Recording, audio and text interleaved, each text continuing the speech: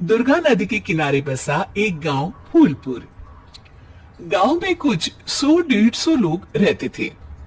अंजलि जो कि पास ही के जिले में रहती थी और 12वीं पास कर चुकी थी, उसके पिताजी ने बेटी को जल्दी विदा करने के लिए उसकी शादी फूलपुर गांव के मुकेश से करवा दी थी।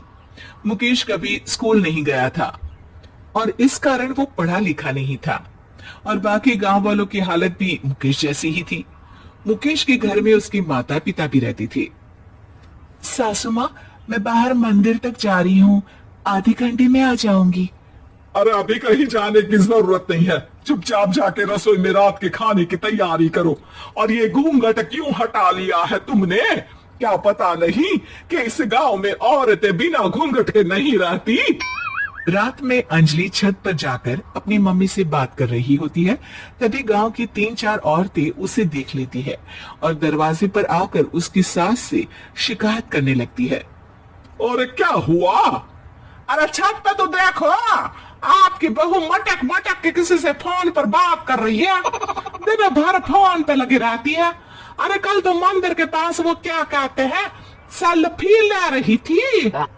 शहर की बहू रखना अच्छा शान की बात है, पर देखना इसके लक्षण से ये तो तुम्हारे परिवार को बदनाम ना कर दे।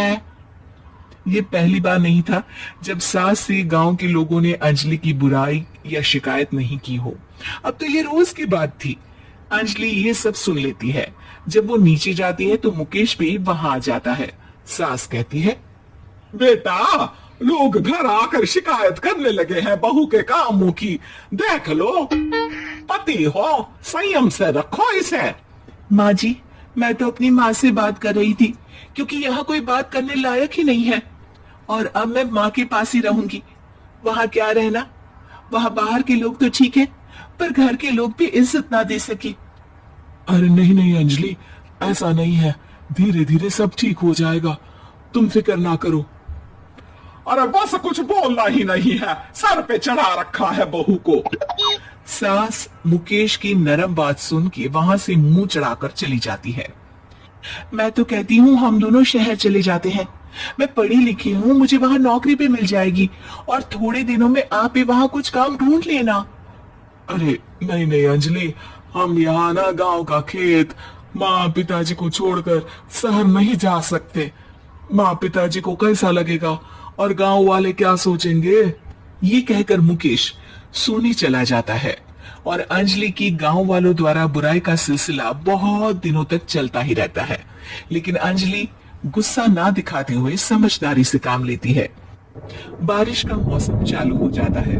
जोरदार बारिश से पूरे गांव में हाहाकार मच जाता है। दुर्गा नदी में बाढ़ आ जाती है और बाढ़ का पानी पूरे गांव की फसल तबाह कर देता है।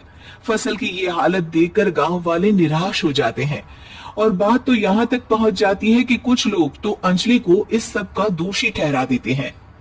अरे पूरी फसल तबाह हो गई, पता नहीं किसकी नजर लग गई है। अरे जब से चौधरी परिवार में ये शहर की बहू आई है ना, तब से ही गांव की शांति चली गई है। इसके कर्म कांड से माँ दुर्गा नदी भी खुश नहीं है।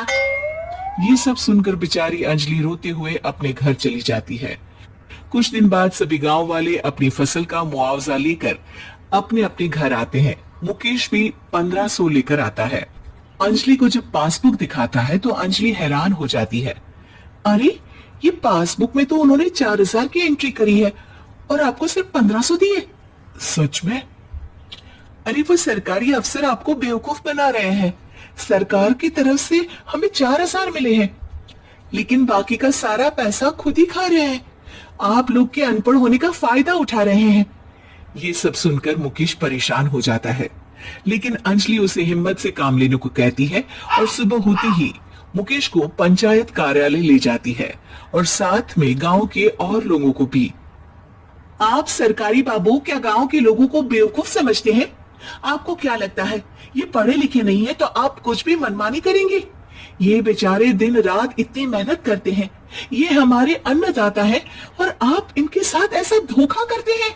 अरे क्या बके जा रही है ये लड़की? किस धोखे की बात कर रही है? अपने कांड करके नदी माँ को नाराज करके हमारा नुकसान करके इसे चैन नहीं मिला क्या? सरपंच जी, इन सरकारी बाबू ने मुझे बेवकूफ बनाया है और मेरे हिस्से के पैसे खुद चट कर गए। बस ये सुनते ही सरपंच वहां से दुम दबाकर भाग जाता है। पता चलता है कि जनपद अधिकारियों ने गांव के सरपंच के साथ मिलकर सबके साथ धोखा किया है। सब लोगों का विरोध शुरू हो जाता है और आखिर में अधिकारी सब गांव वालों के हिस्सों के बचे हुए पैसे उन्हें लौटा देते हैं और कई दिन तक सरपंच गांव में लौटता ही नहीं। अंजलि, तुम नहीं होती तो हम गांव वालों को तो पता ही नहीं चलता कि ये हमें हर बार बेवकूफ बनाते हैं। हाँ हाँ अंजलि बेटी, हमें माफ कर दो। हम सब तुम्हें बुरा भला कहते रहे, लेकिन तुमने ही आज हमें बेवकूफ बनाने से बचाया है। हमें तुम पर गर्व है बेटी।